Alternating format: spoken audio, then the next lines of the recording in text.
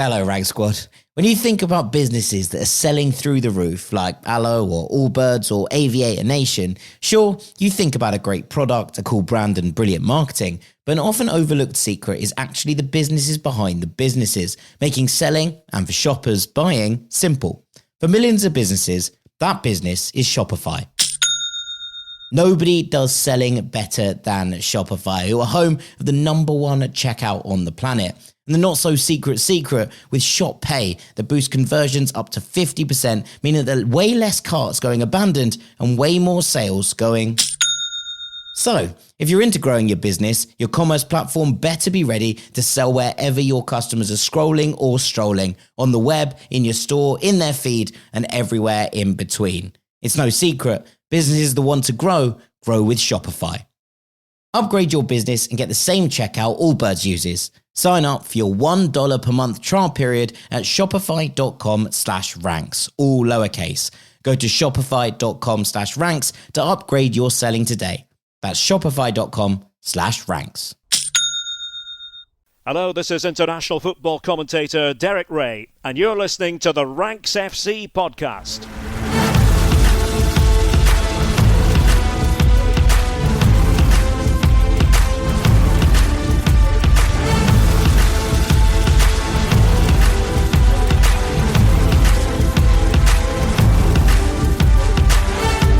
Hello, Rank Squad, and welcome to Champions League Takeaway here on Ranks FC. After one of the most insane games of football we have ever witnessed, perhaps the best two-legged tie the Champions League has ever seen, as Inter Milan knock Barcelona out in the semi-finals 7-6 on aggregate, 4-3 on the night at the Giuseppe Meazza at San Siro, in what was an encounter that had pretty much everything. My name is Jack Collins, and I'll be your host as we try to work our way through the chaos. And joining me pretty much straight after that final whistle, all the way from San Diego, it's Mr. Dean Jones. How you doing, mate? Yeah, I'm good, mate. Yeah, that was fun. Possibly the best Champions League two-legger of all time, I guess. Guess that's what we're set. I think it probably has to be. I mean, in terms of goals scored, it matched the record of 13 goals, which is set two different games, I believe, in a knockout tie. Liverpool, Roma, and Sporting against Bayern. One of those was 12-1 to Bayern on aggregate. So I think we can safely discount that one. The 7-6, the Liverpool-Roma game, I think we'll remember, had a couple of consolation goals late on rather than it having any real jeopardy. Obviously, you can look at the great ties, the remontada, what happened at Anfield, the corner taken quickly night. But I think in terms of pure entertainment, in terms of two teams just standing there and going toe-to-toe over the course of 210 minutes, I cannot remember something that swung like that tie back and forth in the way that we've just witnessed tonight. It was truly, truly incredible. It's the kind of game that neutrals watching, and neutrals will be watching, or people who have the kind of passing interest in football, not necessarily neutral in terms of the teams they support, but people who have a passing interest in football or who maybe haven't seen that much of it will watch that game and be like, yeah, I could get into this. I could get into this sport. This sport is absolutely nuts. It's just one of those things I think will live long, long, long in the memory. Yeah, it's the sort of game you need people to see who are skeptical of the sport. I mean, obviously out in America, I still come across plenty of people that are willing to have a dig at football, particularly like basketball fans and stuff. They'll be like, oh, cool, you went to a game for 2 hours and didn't see a goal and all that sort of stuff. And then you can throw something like this at them and say, okay, how many NBA games live up to that? And obviously there are some. Like I love all I love a lot of sports because they're all dramatic in their own ways. But this is unbelievable. And look, to assess it on face value, Inter Milan are into the Champions League final after almost throwing it away twice, right? They led by 2 goals twice in this tie. And now, did they throw that away twice? Did Barcelona force their way back twice? Maybe a bit of both. But to have gone through all of that and actually come out victorious, that's unbelievable for me. That Inter actually had that extra layer to still come through it. Because when this game went 2-2, I thought that was it. I thought there's no way Barcelona are not taking the momentum from this and getting through to the final. And obviously, I mean, they did take the momentum. They took the lead. It is bizarre, though, that Barcelona were actually ahead for 6 minutes of these 210. 6 minutes. And they looked like they were going to be the crucial 6 minutes. They looked like that was going to be the moment.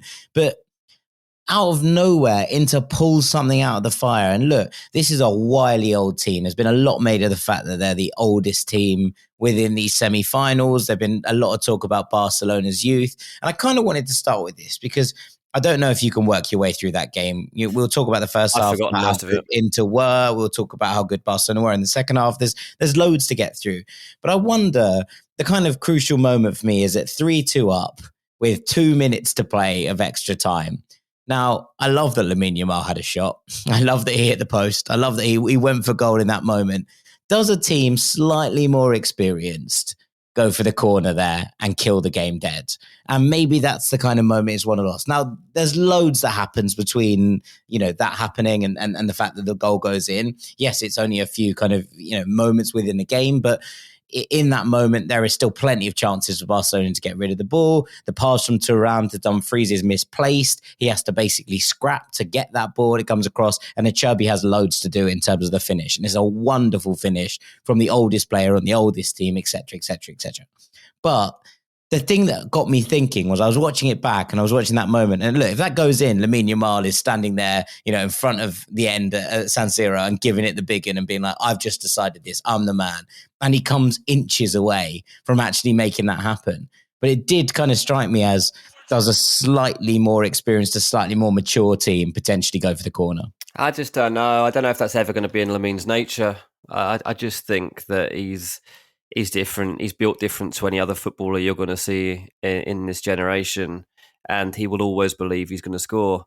And so I'd say for most 9 out of 10 players, I would say, they will regret not doing that, or that they will next time go and do that. And with Lamine Yamal, I don't believe that to be true. I think that this kid is just, I'm going to say once in a lifetime sensation. It's not quite that. It's maybe once in a 10 to 20 year generation, like he's the only person that's new to this conversation that you can see coming through. Obviously, like since you've had Messi and Ronaldo, you've had like Mbappe come through, and that's probably the closest you've seen to that kind of level. But Lamine seems to be taking that into potentially a whole new world. And I don't think it's in his DNA to just play the safety game. Maybe it should have been. Maybe if he'd have done that, we'd be talking now about Barcelona in the Champions League final. But it wasn't to be. And I hope it's not a case of looking, I'm not saying you're doing this, but I've already seen a couple of Barca accounts looking for scapegoats, and Gerard Martin again getting loads of stick, despite the fact he'd done so much for them positive in this game, getting stick for the way that they conceded that third goal. And I'm like, leave him alone. Like, don't be looking for that in this moment. And fortunately, it does always happen. It happens, right? Like I just saw a tweet from our friend Harry Brooks, head coach of this podcast, who basically said sometimes at the end of the game, you just shake hands and go, look, either team could have come through. That was just a wonderful game of football. And sometimes that's just the way the cookie crumbles, right? And I think he's probably right. You shake hands and go, you know what? We have left everything out there. Both of us have left everything on the field. And, it's been decided in the way it's been decided. But we have to kind of look at it. I texted Sam halfway through this game and I basically went, I tell you what, Gerard Martin can't defend to save his life, but my God, can he whip a ball in? Yeah. And it did feel a little bit like that. I think the problem with having a player like that is around him, you probably need to have some experience trying to guide him. And Inigo Martinez lost his head very, very early on in this game. And he never really got it back. And they brought on Ronald Araujo, who came into the pitch and didn't really do enough in terms of helping out his left back, who was clearly struggling from a defensive perspective. A lot of people are going to against Denzel Dumfries, especially when you're playing in a game that, plays to his strengths in the way that this one did. And again, he proved to be the tormentor after having such a good first leg. But let's kind of roll it back a little bit, because I think we should probably start with Inter, really. They are in a Champions League final for the second time in 3 years. They have got there through sheer force of will, it felt like at times. But at half time, I was sitting there thinking that's one of the most mature performances I've seen in what was a cauldron of noise, right? Against opponents who did give you a lot of grief in the first leg from a defensive perspective in terms of trying to keep them out. The way that they dealt with things, now, whether that was doubling, trebling up on Lamine Yamal, I thought that they dealt with him better in the second leg than they did in the first leg. It didn't mean that he was completely quiet. He had opportunities. He made things happen. He still seems to be able to do whatever he wants at times on the pitch. But I thought that they were a little bit smarter in terms of the way that they brought him down, that they kicked him a little bit more. Now, obviously, that's not necessarily what you want to see as a neutral, but if it's your team in there, you like bring him down. Make sure he doesn't have the ability to skip away from players and make things happen. He got much, much better at that in the second half. But in the first half, I thought that Inter dealt with it admirably. And the way that they pressed, the way that they forced errors from this Barcelona side, the way that they squeezed the midfield in a way that Barcelona like to do, going the other way, I thought was very, very impressive. And after a first sort of 10 minutes where Inter sort of felt their way into the game a little bit, I thought they were the dominant side in that first half and well worth a 2-0 lead at the break. Yeah, I mean, the high line wasn't very helpful to Barcelona in the end, and it was something that was talked about a lot coming into the fixture. And whether that would be something that Inter could make the most of. And I think it did prove to be. It was turnover ball, I think, as much as anything else. High line against when the ball's turned over quickly in the middle. That's where it really, really struggled. Yeah. I don't know whether there was much they could have done about that. Maybe, you can't just turn it on and turn it off as to when you're going to defend like that. Yeah, live by the sword, die by the sword, right? Yeah. And look, last week I sat here and talking about how surprised I was that DiMarco had played in the first leg and the second leg. I thought, especially in the first half, I know DiMarco got subbed again early in the second half. I thought he was great, and I was surprised he came off when he did. He didn't come off looking 40 years old this time. Last time he came off looked like he's aged 10 years. This time he came off with his head held high, I thought. Exactly. They're a weird team, Inter, aren't they? Like, what a weird old team. Like that, but they are a wily old team too. And maybe it is the fact, when I keep saying old, I don't mean like quite literally, like they're really old, but they are older than Barcelona. And maybe just those extra couple of wise heads have helped them through those stages. So in the first half, I thought it was a really impressive performance. I think it really took people aback that they were able to play in that way. Look, a few years ago, you wouldn't have got that penalty decision, yes, but at the end of the day, it's a penalty. Like it's the right decision. I think Barcy's unlucky. I do 100% unlucky, and not necessarily in the fact that it's given, because he obviously takes out Lautaro, but I just think that he's actually lodged in there with a very, very good attempt to win the ball, and Lautaro's just been really cute. Like it's one of those that happens, and ultimately, it gets stepped in, and the decision gets given, and from that moment, Çalhanoğlu's going to score, right? Like there is absolutely no doubt whatsoever that he's going to stick in the back of the net. It's a brilliant penalty. You can be unlucky, and it can still be a foul at the same time. Like those two things don't have to be, juxtaposed. So I was like, okay, well, it's not done, but it kind of is. Like this is going to take quite a turnaround. And the thing that you were all sat there thinking probably at half time is, well, an Italian team aren't going to throw away a 2-goal lead at half time. Not for a second time. Not after throwing away a 2-goal lead already in the first leg. They'll learn from that. The one thing Italian teams love is defending a lead, and this is a great team at doing that. They've got some of the best. Acerbi, like you could see his mindset. Exceptionally good defensive unit when they want to be. Now that's been tested in recent weeks, and perhaps the stress test has found it a little bit more wanting, but it shouldn't detract from what Inter's record in the Champions League was before these last few weeks. Yeah, exactly that. And I trusted them, to be honest. But I guess for Barcelona, it was like, well, there's only one thing to do now. We go for it, and we've got the makeup in our squad to just do that. Like, we don't really want to be sitting on a lead anyway. We want to be going after a game, and if we can rock them, we can really rock them. And the turnaround was complete. They did do it. They actually did it, and it's more sensational that they go from beginning their comeback to throwing it away. So I thought, Inter were great. And I just think that, like, once you start inviting Barca to come on, it's difficult for anyone, and it proved that even one of the best clubs in the world at defending can't handle it when you're getting wave after wave like they had to deal with. Yeah. I mean, I think the thing is that for the first sort of 10 minutes of the second half, I was like, I don't know, I don't really see how Barcelona are going to score here. Like the avenues are being blocked off, the defensive channels are being run really well.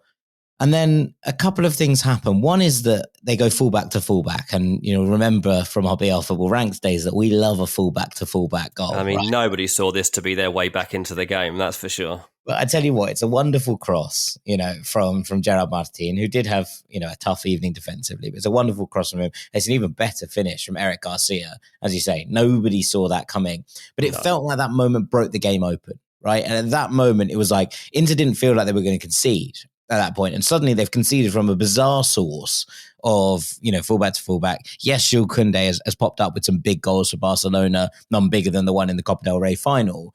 But I think over the course of it, you kind of look at it and think Eric Garcia doesn't look like the kind of player who's going to step up in that position and guide a really cultured volley into the top corner. But from the moment that goal goes in, it's like Barcelona are like, oh, we're on. And they flood forward. And suddenly that energy that Inter had used so well in the first half, to win the ball back, it was suffocating. We've used this word so many times, right, in the last few weeks with PSG and with Barcelona, I think in particular. But the suffocation in the second half where Inter didn't feel like they could get out of their half, never mind into the opposition box. There was a moment in like the 75th minute where I think the score was 2-2, where Inter finally, it was before Rafinha scored, where Inter finally got into Barca's box. And I was like, the camera hasn't moved around this far for approximately 25 minutes. Like, it has just been facing in one direction. And the camera operators finally had to do some work. And the crowd lifted a little bit. But up to that point, you could feel it. And we talk about, maintaining it. And look, San Siro was unbelievable tonight. The noise at the start was absolutely through the roof. The noise at the start of the second half was unbelievable. And the noise in extra time was deafening. But there was a period where Barcelona seemed to suck the soul out of the stadium by just literally not letting Inter have the ball for more than 10 seconds at a time. And at that point, you were like, how do Inter drag themselves out of this? Because Lautaro has gone off by this point. He went off around the 70th minute mark. Mehdi Taremi hadn't done very much to get into the game.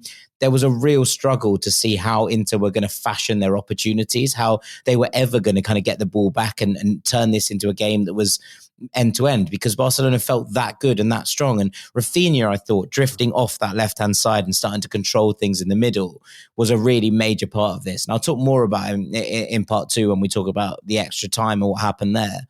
But I think that when we're kind of looking at this part of the game, there's one thing sitting back and soaking up pressure, right? And to do that very, very well. There is another thing not having an out ball. It's another thing when you don't seem to be able to use your limbs correctly or pass the ball correctly because you are just chasing and chasing and chasing. And it was like from the moment that Eric Garcia got on the end of that cross and pulled this unlikely goal out of the bag, suddenly Inter were rocked and Barcelona felt like they had all of that momentum. And that is, we talk about youth and we talk about experience, etc. This is when a young team really can hurt you, because if they feel the wind's in their sails, they are absolutely going to go full steam ahead into that. There is no caution about the idea of conceding straight after you've scored. There is none of that with this Barcelona performance. It is them just ramping it up to kind of maximum. And to be honest, Inter couldn't withstand it for that period. It was basically all hands to the pump to try and keep the boat above water. Yet then Eric Garcia had the chance again, and Jan Sommer pulls off a save out of no. Like he just appeared out of thin air almost. Like, okay, Garcia's like, he hasn't finished it well. He's put it too close to the centre of the goal to give the keeper a chance. But I think he honestly was just like, I've just got to hit the target. Yeah. I've just got to hit the target. Just make sure this hits the target and I've scored. And Somner, like a cat, leaps out of the air and manages. It's an unbelievable save. I mean, when you're looking back at moments that decided this tie, it's such a big one.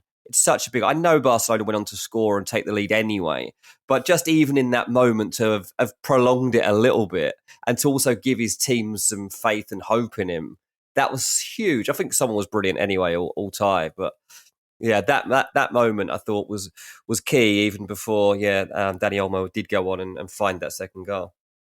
So Jan Sommer was man of the match from where I was standing. I thought that some of the saves he pulled off tonight were absolutely astounding, but also that sense of calm, etc., that he gives to his defenders. Yes, he's conceded 3 times, but equally, imagine how many they could have conceded without someone that good in net.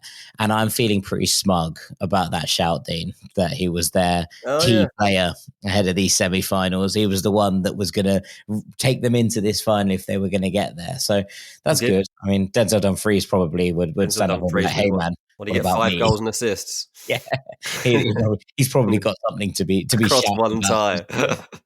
Most people don't get that entire tournament. I mean, look, just across all of it, Jan Sommer was just absolutely unbelievable, and having a keeper who you can rely on in moments like that.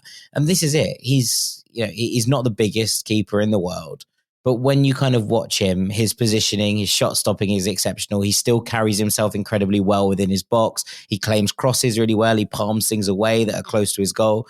As a kind of complete goalkeeper, for someone who doesn't necessarily have the frame of like a Donnarumma or a Courtois, there are very, very few better in world football than Jan Sommer. I think he's astounding. Yeah, absolutely. So yeah, then to take it on, obviously, Barca get their second goal, and then it looks like they get the penalty, which is adjudged to be an inch outside the box as Mkhitaryan brings down Lamine. I mean, it's the right decision. I think Inter are a little bit lucky here because the foul is obviously outside the box, but there is more contact inside the box when the legs clash together. And the rules are unclear at times, right? Well, on CBS they described it as if that had been a shirt pull that continued into the box, it's a penalty. If it's a foul that continues into the box, it's still a free kick outside the box. Okay, fair enough. Yeah, so that's how because I thought exactly the same thing, and then thankfully they clarified it as to that being the reason as to why that would have happened. Because I agree, like it was a trip, and then like his knee kind of cut across his thigh, and I thought exactly the same. I was like, I don't know, I think that's still a pen, but apparently we're wrong, and it's actually not. Fair enough. In which case, it's definitely not a penalty. If that's the rules, then it's not a penalty. The trip definitely happens outside the box. But Inter were dominated then from this across the second half. Barca, they could smell blood, and they were ready to go for it. Lamine almost scored a worldie, and we were getting into those late stages, just wondering how, if, when it would be decided. And well, we thought it was up. Rafinha scores, and that's it. That's the goal that sends Barcelona into the Champions League final. Like I was 85, 90% sure of it. I really was. Like more than that, I think. 87th minute goal in a tie that played like this with maybe like 90 like that. Because of the way the game had been, I wasn't ruling out a weird ending. But I tell you what was weird. Rafinha scores, and it's a great moment, and he's very composed to react as quickly as he does to take the second shot at it, and shows why he was. Don't know if he still will be. Was up for being a Ballon d'Or candidate for the year. And then as Barca are celebrating, it didn't go unnoticed that, I'm not saying thousands of Inter fans, but certainly a fair few, started heading for the exit. And I was like, oh, like I've left games early, don't get me wrong. And if I was an Inter fan, if I was an Inter fan, I'd be pretty annoyed right now, and I wouldn't have much faith in my team. But you're in a Champions League semi-final. There's a few minutes left plus added time. And yeah, you could go and get the early train, or you could get out the car park early, whatever it is. But what if? And I tell you what, there are Inter fans that left this game in that moment. Well, there and are. Have tried to get back in. There is an amazing video going around on social media of a load of Inter fans who are at the gate, who'd left at 3-2 and are trying to get back in at 4-3. The gate guard has been like, nope. Yep, that's the rules. And also, the gate guard is right. Yep. Like, if you left at 3-2, you do not get to celebrate. Everyone knows, by the way, you cannot get back in a stadium. Ever. Never, ever are you allowed back in, are you? Like, we all know that. But like, even like without being funny, even if that wasn't the rule, like if you leave at 3-2, you have no right to celebrate your team. Your support is unwanted. Get out of here. Like, honestly, that's it. Like you either stick around. Like if you leave at 5-0 down and your team ends 5-all, I think you go like, I mean, you can't predict this. You just can't. That's impossible to predict. But not a 3-2 down in a Champions League semi-final with like 6 minutes left to play. Like, no, you just can't. It's impossible. I'm sorry. I have no sympathy whatsoever with anybody who left the stadium early. I mean, talk about Melon of the Week behaviour. We need to bring it back. This week's Melon of the Week is Inter Milan fans that left early. They probably felt justified if they heard the thump of a post as Lamine almost wrapped it all up, thinking, maybe some even walked out in that moment thinking, oh my God, I'm walking out. I don't want to see Barca score a fourth. But well, to be fair, they wouldn't have even got to the gate if they'd before the cheers. If they'd have left at that point, that's true. They would have been okay. They could have run back in. You're right.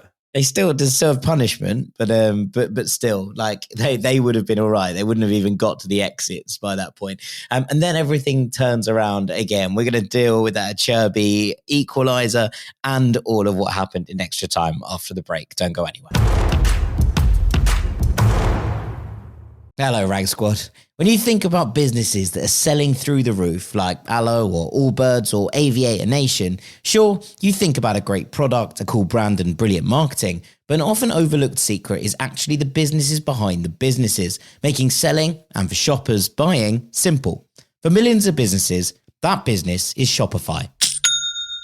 Nobody does selling better than Shopify, who are home of the #1 checkout on the planet. And the not-so-secret with Shop Pay that boosts conversions up to 50%, meaning that there are way less carts going abandoned and way more sales going. So, if you're into growing your business, your commerce platform better be ready to sell wherever your customers are scrolling or strolling, on the web, in your store, in their feed, and everywhere in between. It's no secret, businesses that want to grow with Shopify. Upgrade your business and get the same checkout Allbirds uses. Sign up for your $1 per month trial period at shopify.com/ranks, all lowercase. Go to shopify.com/ranks to upgrade your selling today. That's shopify.com/ranks. Welcome back to Champions League Takeaway here on Ranks FC, talking about Inter into the Champions League final after an incredibly dramatic 4-3 win over Barcelona that saw them triumph 7-6 on aggregate. Jack Collins and Dean Jones alongside you. And Dean, I think that Acerbi might have been the most unlikely goal scorer. We talked about Eric Garcia being an unlikely goal scorer for Barcelona. I don't think anyone, even the most staunch, the most ardent Acerbi loyalist, would have had him scoring the equaliser in the 93rd minute of this one, especially given the way that the game was going. He'd been thrown up there to sort of cause some fuss, I think, more than anything else. But the way that this goal happens, I mean, look, lots of things happen in quick succession, right? Like Thuram gets the ball in the middle of the park. He misplaces his pass, and it's a bad pass for Dumfries. And what happens is Gerard Martin, it sort of hits him on the back of the heel. Dumfries gets back around him. He doesn't give up on it. And that's probably worth noting. Everyone else is like, that's a lost cause. That's an absolutely dreadful ball. And Dumfries battles his way back into it. Their Barcelona bench are screaming for a foul. I don't think there's a foul here. And then the ball gets crossed across, and Acerbi sort of curls one round from outside the post into the top corner. It's an incredible finish, but Dumfries deserves so much of the credit for this goal because it is an absolutely outstanding bit of work to not only recover the ball, but then put in a cross that is into that dangerous area once again. Yeah, I mean, it was a magnificent performance from Dumfries. 3 assists and 2 goals, as we say, across this tie. And in that moment, you just need a level head. You need somebody that's going to make a solid decision. You need somebody that's not going to panic.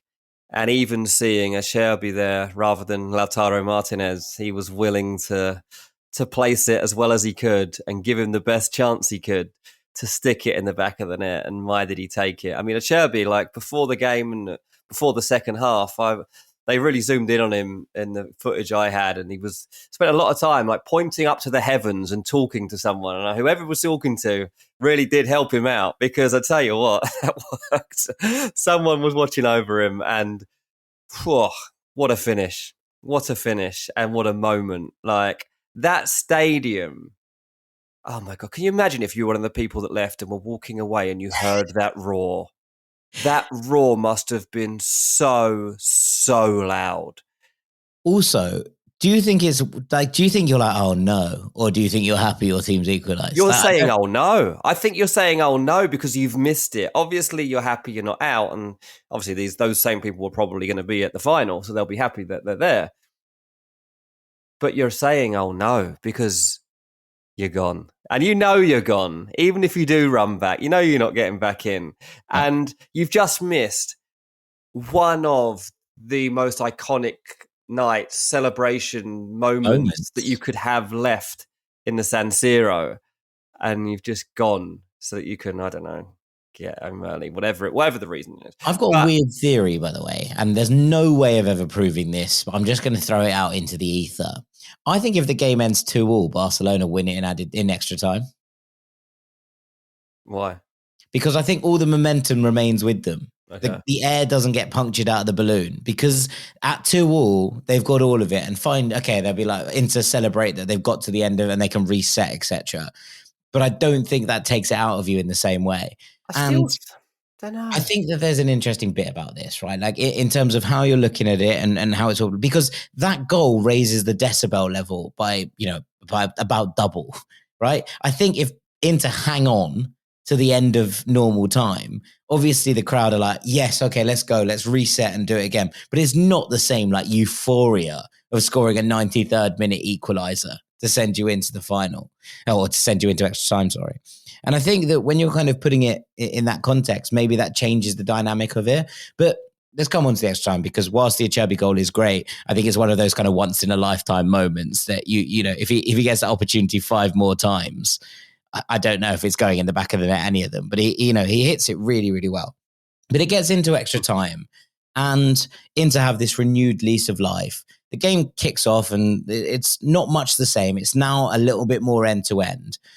How well does Marcus Thuram do for this Frattesi goal? Because he has nobody around him. He's completely isolated. He is back to goal. He has to control the ball, hold it up for a bit, then double back, beat Ronald Araujo, and then finally find the moment. And yes, Taremi officially gets the assist. But actually, the work that Thuram does here to build this goal up and actually put it all together is incredible. Yeah, absolutely. Thuram he's a very strong lad, and he's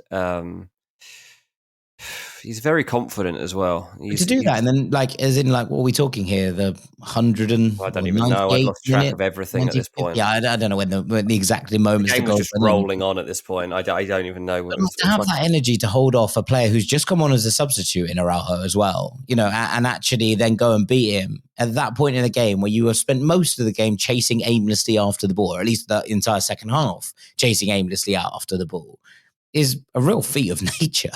Yeah, exactly. And look, Araujo's going to get, talk about people that are going to get stick from this. I reckon Araujo might be one of them too. I don't think he'll be devoid of blame when Barca start pointing fingers. But yeah, I absolutely agree that to do that at that stage of the game in that manner was pretty special. And I mean, the celebrations were just awesome. I mean, climbing the gates and having... I think Lautaro was jumping. I think Lautaro might have been one of the first ones jumping on him after sprinting from the subs bench. I'm pretty sure that he was straight on his back halfway up that yellow gate that they were all leaping around. That was just incredible moment. And I have to... you said you thought the game would have been different at 2-2. I honestly still thought, even after Inter had taken this game into extra time in the manner that they did, I still thought Barcelona were going to win in extra time, because they are the sort of team that just don't really care what phase of the game they're in. They'll just try and play sweep away football, and they'll just do something. Someone will do something weird. Lamine will come up with something. Lewandowski's obviously on the pitch by that point, so even half a chance, he might stick it in the back of the net. And yeah, I just thought that Barca would push it all out of their minds and just play freely and say, will be. And yeah, I was pretty surprised in the end, to be honest, that it ended up this being the last goal, if I'm honest. Like I was not prepared for there to be an end to the goals or an end to the drama. I was waiting for the lead to be overturned one more time. Obviously not. I did think that maybe the only fair outcome of this game would have been penalties, considering the chaos that we've actually seen. But I'm glad it wasn't. Yeah, me too. And I think that what's interesting here is that, I mean, there's no way of proving this. I didn't. When they went into extra time, I was like, I think Inter win it from here. I think the experience might start to tell here, and especially if there is a lead. And once they took the lead, I was like, I wonder if Barcelona lose their heads a bit. And I think Hansi Flick lost his head a bit, because what Barcelona were doing, even, when it comes back and they have that last sort of 3-4 minutes of the first half of extra time, Barcelona took back control of the game. And Pedri had been running things, right, in the middle. Then they make these changes at the kind of halftime moment of extra time, where Gavi comes on for Pedri, fine, and Pau Victor comes on for Pau Kubasi. And at that point, also, you'll notice in the last sort of 7 or 8 minutes, Ronald Araujo just went up front. And Rafinha was effectively playing centre-back. Now, it didn't really matter in that regard, because obviously there was a space here in terms of everyone was just sort of playing wherever they could at that point. But the moment I started to see Rafinha picking the ball up in the centre-half position, because Rafinha, I thought, up to the point he really started drifting, and he puts the ball through for Lamine Yamal, who, it's a brilliant save again from Jan Sommer. He tips around the corner. That is such a thread-the-needle pass from Rafinha. And the more that he basically dropped into the back line, the less Rafinha was able to influence the game in the final third. And I thought if anyone was going to pick the lock, it was going to be Rafinha. And so at that moment, when Barcelona basically abandoned all shape, bear in mind, there's still 15 minutes left at this point.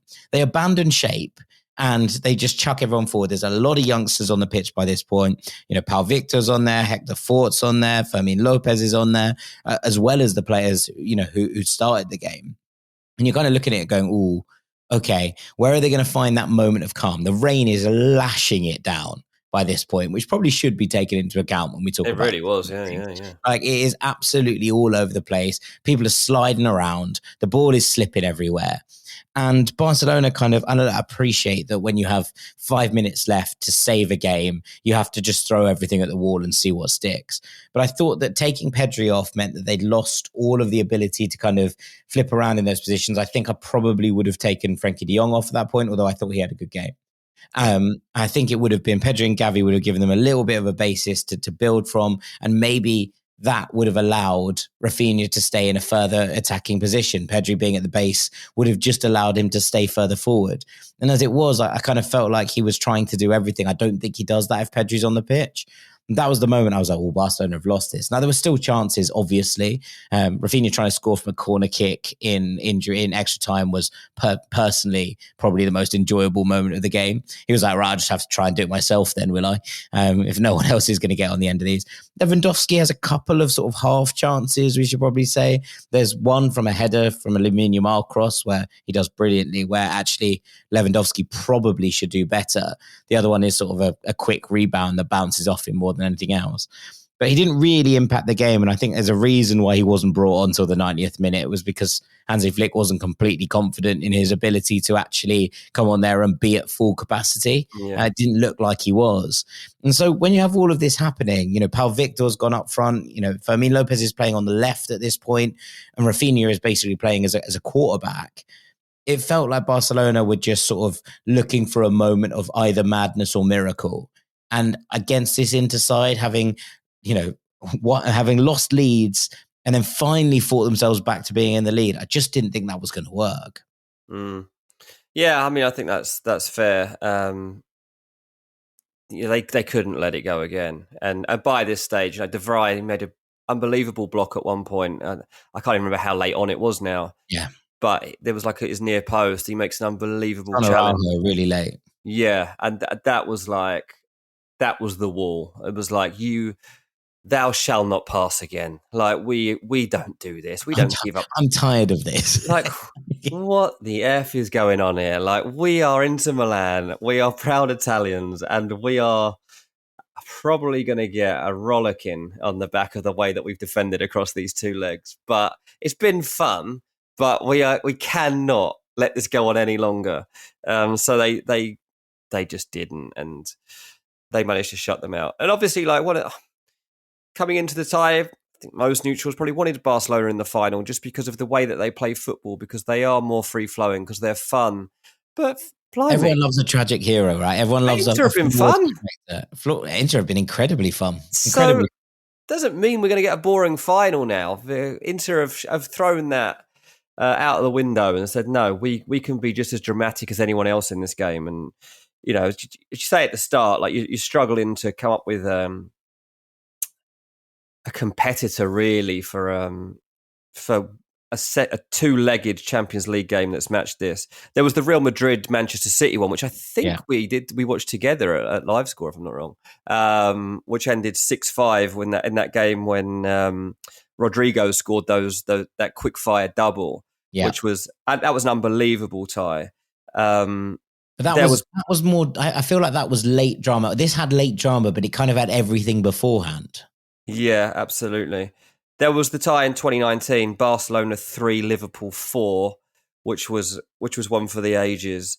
That was a. But again, a 3-0 in the first leg followed by a 4-0 in the second. Like, I don't think I've ever seen two teams just stand there and punch each other's lights out in the way that these two did for 210 minutes. The one from recent times that gave me as big as a oh my god wow factor was probably Tottenham 3, Ajax 3, because that was like WTF stuff. Like that really like. Do you want a fun fact? Sure. So, Gerard Martin today became the youngest player to provide 2 assists in a Champions League semi-final since Dele Alli on that night. Oh, very interesting. That is a fun fact for you. Very good segue. I like that. I had no idea that we were going to talk about any of this, that I was going to say that and that you were going to say that. So that worked out well.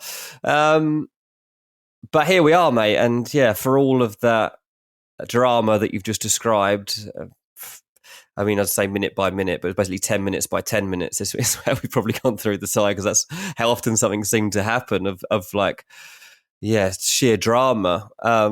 We come out of it and we've got Inter Milan heading into a final against PSG or Arsenal. Now, it's a shame that this couldn't have been the final, because, wow, that would have been... What a way to end one of the best Champions Leagues. But again, would it have been the same game? Does it change? I often think semi-final second legs are the best part of a football season, like, because there's so much on the line, and especially when they're finely balanced in the way that these two are. Like, I think that there is a real sense of kind of like, whoa, okay, this could be it.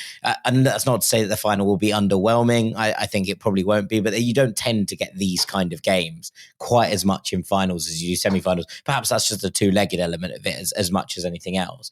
But I think it's probably a good time to throw it forward a little bit for both of these teams. And we'll start with Inter, because obviously they are in the final. And it's probably worth pointing out that 2 weeks ago, it looked like Inter's entire season was about to crumble. They'd lost in the Coppa Italia semi-final 3-0 to Milan in a result that absolutely nobody saw coming, apart from Sergio Conceição, apparently. And then they fall behind Napoli in the race for the Scudetto. And from a potential treble that was on, it looked like in the space of 2 weeks, Inter could lose it all, right? Like they could actually end up this season with no trophies. And to wrest back their season in the way that they've done in these 2 legs against Barcelona, okay, as you point out, probably not the way they would have liked it to happen. If you'd said to them, you're going to come out on the one side of a 7-6 thriller, they probably were like, against this Barcelona team, I don't think we're going to come out the right side of a 7-6 thriller. But actually, when you kind of come into it from that perspective, to have stood up against this, what looked like an irresistible force in this Barcelona attack. And yes, they bent, and at times they had to kind of bend over backwards in order to get back up, but they did not break. And now they find themselves back in a Champions League final with what they will feel wrongs to right after what happened in that game against Manchester City 2 years ago. And with an opportunity to lift this trophy for the first time in 15 years. That's a pretty special turnaround in a very short space of time. Yeah, it definitely is. Obviously, like they're trailing by 3 points in Serie A. It's important, but not as important as this, I guess. And it's going to be extremely difficult to wrestle that gap back at this stage. It just seems that Napoli and Inter are just going to go through. You're going to win every game 1-0. 1-0 until they win the league. Yeah, exactly. So that might be a given at this point. For the Champions League, it's how do they approach it? I guess fearlessly. I guess that's one way to look at it. PSG would obviously approach the tie in a similar way to how Barca have. I guess like there's much more similarity between PSG and Barca than there is Arsenal and Barca. Yeah. So they're slightly less open, I think, PSG. Yeah, slightly less open for sure, but they can play that kind of chaos football, which, by the way, we've obviously talked about on Ranks this season, and the fact that chaos football is on its way back, and I'm pleased to see that that's kind of living to be true at the moment in the way that a tie like this has opened up. Like, I can't remember if we said it on Patreon or on the main feed, but there has become such a trend for the dull sequences within football to be so prolonged, and the way that you keep the ball in possession at the back. Control over chaos, right? Yeah. And this game had none of that. There was none of the pass to pass, the centre-back to centre-back, go back to your goalkeeper, keep it for a minute stuff. And that's why we've been given a tie like this, because these teams were willing to put everything on the line, really. And that's why we've been gifted a moment like this. I think they would... I think Arsenal could beat them. I definitely think Arsenal could beat Inter Milan, but I think Inter would rather play against Arsenal. I don't. I think that, I mean, look, they could. Could they beat them? Yeah. Would they beat them? I don't think so. I think this Inter team are just, they're not the most well-balanced team left in the competition, because I think that the PSG probably remain that. But I think that they have this wiliness to them that everyone else doesn't. Look, last year they were knocked out by a Diego Simeone side, right? And they lost a game against Atleti where they would have felt that they had a really, really good chance of reaching the final again, because there was a very beatable Dortmund waiting for them in the semi-finals. And I think they would have really fancied their chances if they got to that Champions League final last year.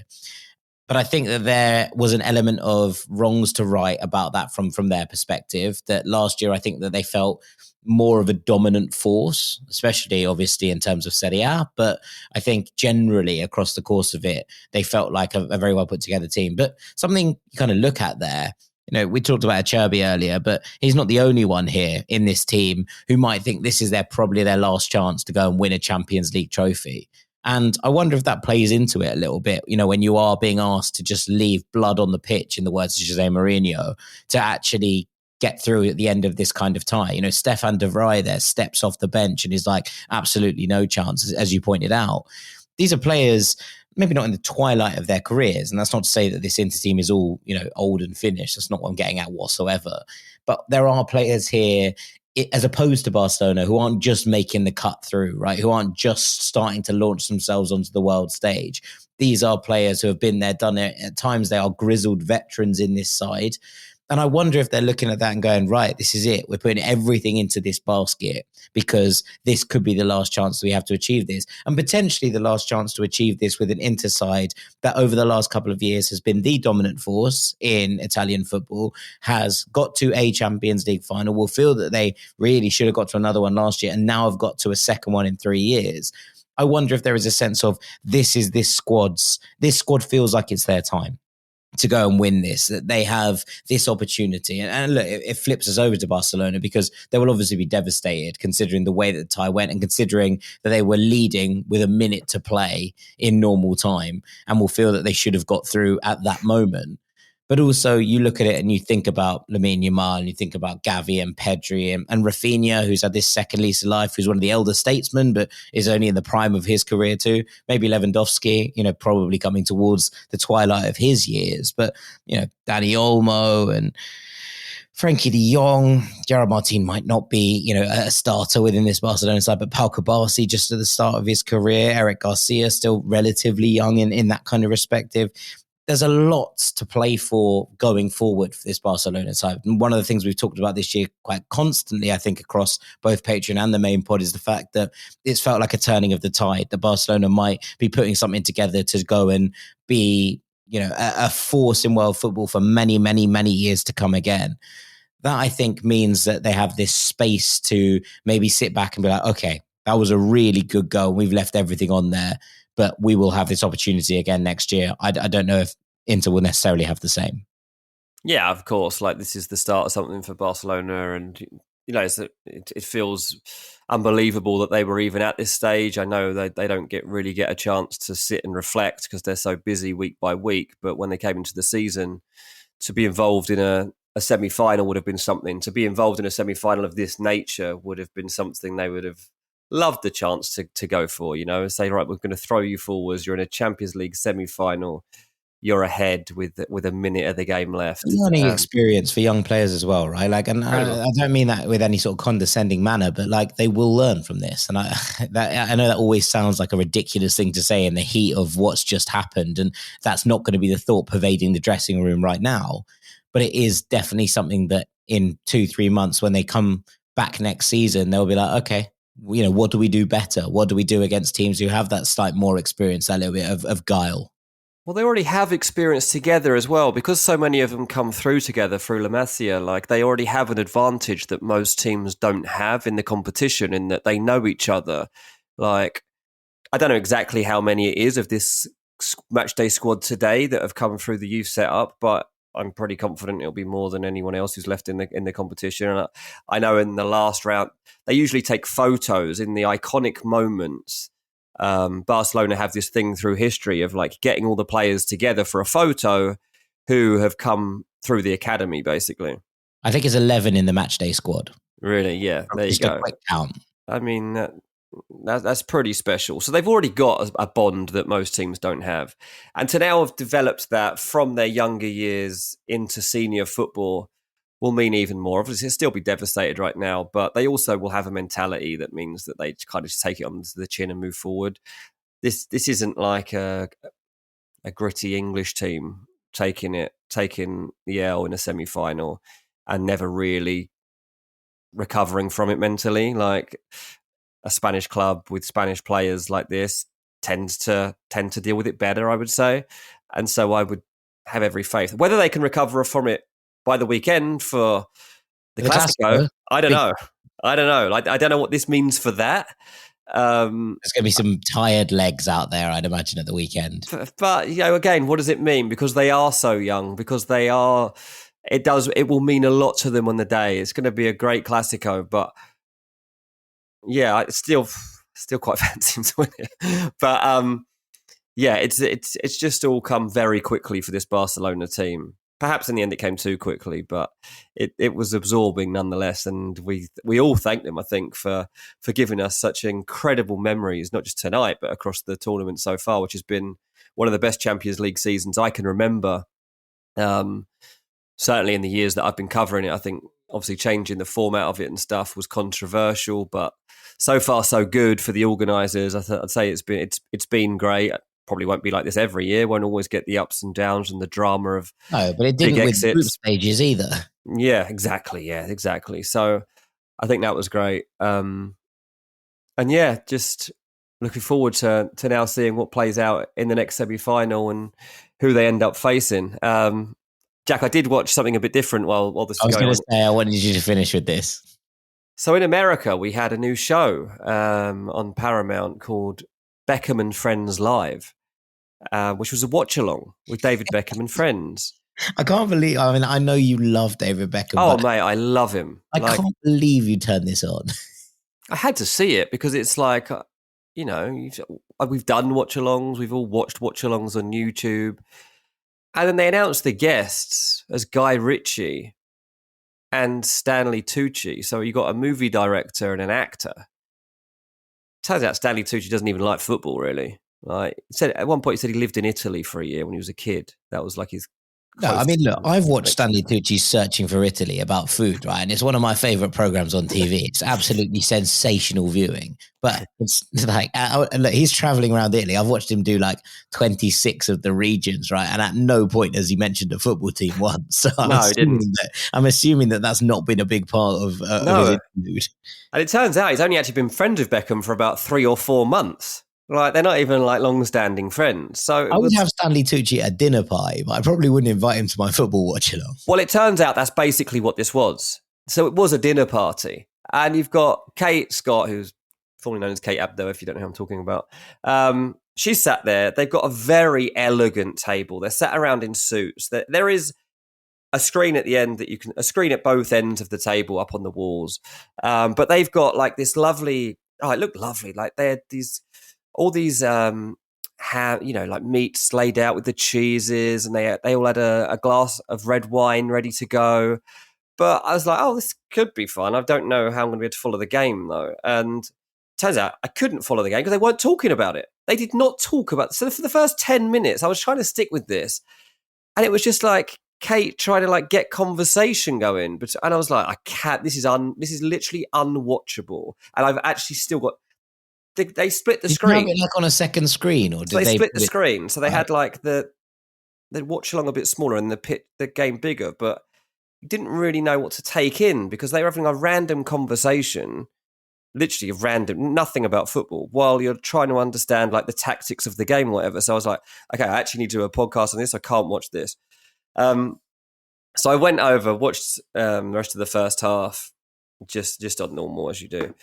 But then in the second half, I got curious because I was like, that must be so boring. Like, they can't just have them involved. Anyway, so long story short. Once the chaos started unfolding, surely you were like, well, they must be talking about the football. Well, they started getting other people. So obviously in the other studio, you had Thierry Henry, you had Micah Richards, you had Jamie Carragher. Now, Jamie Carragher wasn't initially in there. I don't know if he got the invite, but Big Meeks and Thierry were in there. And over the course of the rest of the game, because I in the end I started flicking back because once they got a couple of the footballs in there, it was getting a bit more interesting, and I guess they had a bit of red wine, so it was getting a bit more chatty, and yeah, they were watching the game a little bit more, so I was able to do that. It was bizarre, but fortunately for the show, I'd say Micah Richards saved it because he just brought so much personality. Like, it was impossible. It was completely unrelatable. Did it feel like a really highbrow dinner party? It just felt like you didn't belong there. It was like these three extremely rich, successful men, from white men, which is probably even more unrelatable for all the audience. And it's like sipping on red wine. They weren't even like nibbling at the prosciutto in front of them. And then it comes along and Thierry Henry starts chatting football. I don't think Thierry Henry drinks, so he's just sat there chatting. And Big Meek starts getting on the red wine. By the end, he was hammered. I think he had about 4 glasses of red wine, and then they were like, the producer had to stop him because they were like, "You've got to go and do the end segment." I bet the CBS segments afterwards are quite fun anyway. But he brought personality to it, and he got everyone chatting a bit more. And Stanley Tucci came out and was like, kind of took to Micah Richards, although by the end he admitted he didn't even know what his name was, which Richards was disappointed about. But yeah, so by the end, I actually I was quite absorbed by it. Luckily, I'd watched most of the main moments when I was flicking. Most of the main moments happened while I was on like full screen actually watching the game. But it was very interesting. Whether it works long term, I've certainly got my doubts. I mean, Beckham was supposed to be hosting, but I mean, he wasn't. He would barely say anything unless you asked him a question, which is expected, right? Like, and just very unrelatable, a lot of the stuff that they would talk about. But it was interesting. I thought I'd bring it up because I know a lot of our American viewers would have checked it out because it was really pushed on Paramount to check out the Beckham and Friends live show. And it was utterly, utterly bizarre. And never have you seen a watch-along that was that highbrow in your life. Bring back live score watch-alongs, bit of dominoes and us breaking sofas in the live score studio by jumping around with Anita and Ellie. Like that's where it all absolutely really that's what it's really about. Right, on that note, I think we should probably call this a day. So we'll be back tomorrow doing this exactly the same time after the PSG Arsenal game. So make sure you're locked in for that one as well. But for now, thank you so much to Mr. Dean Jones. Cheers, mate. I've been Jack Collins. This has been Champions League Takeaway here on Ranks FC. Thank you so much for listening as ever, and we will see you all tomorrow. Take it easy, gang. Peace. Hello, Rag Squad. When you think about businesses that are selling through the roof, like Allo or Allbirds or Aviator Nation, sure, you think about a great product, a cool brand and brilliant marketing, but an often overlooked secret is actually the businesses behind the businesses, making selling, and for shoppers, buying, simple. For millions of businesses, that business is Shopify. Nobody does selling better than Shopify, who are home of the #1 checkout on the planet.